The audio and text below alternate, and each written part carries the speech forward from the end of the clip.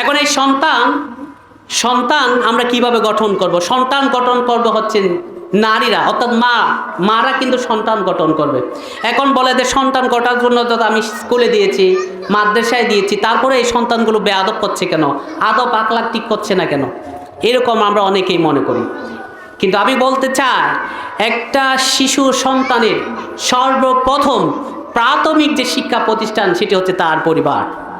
প্রাথমিক যে শিক্ষা প্রতিষ্ঠান সেটি হচ্ছে তার পরিবার।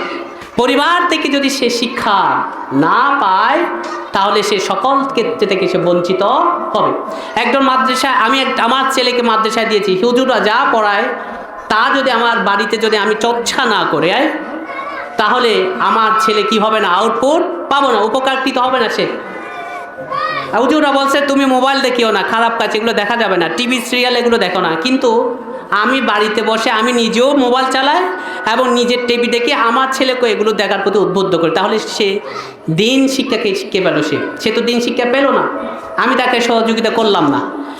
সুতরাং একটা পরিবারের, একটা শিশুর জন্য একটা পরিবার হচ্ছে একটি শিক্ষা প্রতিষ্ঠান। মা হচ্ছে প্রধান শিক্ষক, মা হচ্ছে প্রধান শিক্ষক, সহকারী শিক্ষক হচ্ছে তার বাবা, আর অন্যান্য যে অন্যান্য পরিবারের যে সদস্যগুলো আছে তারাও শিক্ষক এক প্রকার।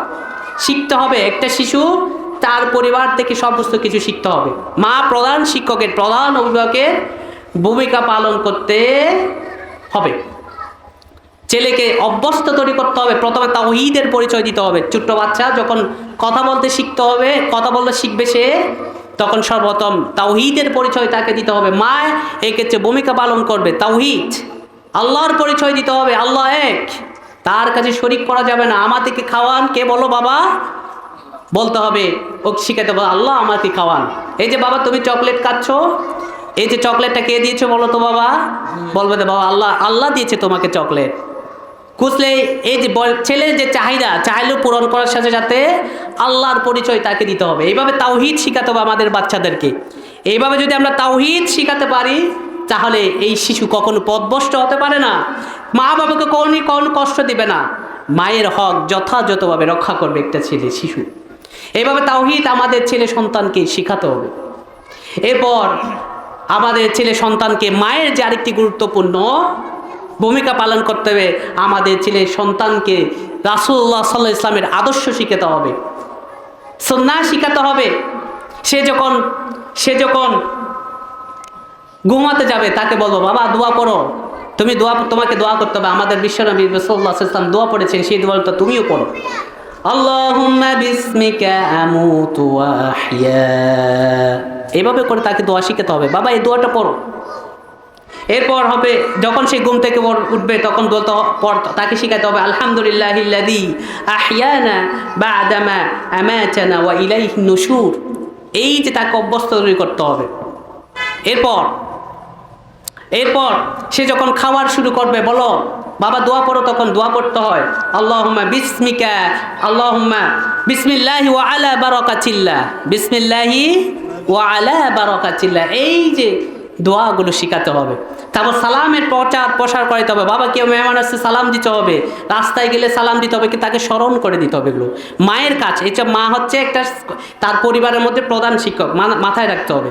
এর মায়ের অধিকার এটা, বাবাও অধিকার আছে, কিন্তু বাবা যেহেতু বাড়িতে থাকে না, মা বেশি থাকে, তাহলে মায়ের ভূমিকা এটা। আদব আখলাক এটা শিক্ষা দিতে হবে, এইভাবে ট্রেনিং দিতে হবে তাকে। আদব আখলাক মা যদি একটা সন্তানের জন্য এইভাবে শিক্ষক হয়ে যায় তাহলে এই যে বাবুটা কখনো পথভ্রষ্ট হতে পারে না। এই তো এইভাবে যে করতে হয়, তাহলে মা যে এবার হবে তাহলে মাকে তো অবশ্যই শিক্ষিত হতে হবে। নারীদের শিক্ষা এই জন্য জরুরি যে নারীকে দিন শিক্ষা দিতে হবে। এখন নারীকে যদি আমি দিন শিক্ষা থেকে বঞ্চিত করি তাহলে এই মাটা তার ছেলেকে কখনো শিক্ষা দিতে পারবে, এই শিক্ষা দিতে পারবে? কখনোই পারবে না। এই জন্য তাকে মাকে আগে দিনই শিক্ষিত হতে হবে, এরপর ছেলে সন্তানকে সে কী দিবে, শিক্ষা দিতে পারবে। এই জন্য জরুরি নারীদের শিক্ষা। কেন জরুরি? এই জন্য জরুরি যে সে নিজেও একজন শিখবে এবং আমার ছেলে সন্তান যেগুলো আছে, আমার ছেলে সন্তান সে কী করবে, মানুষ করবে।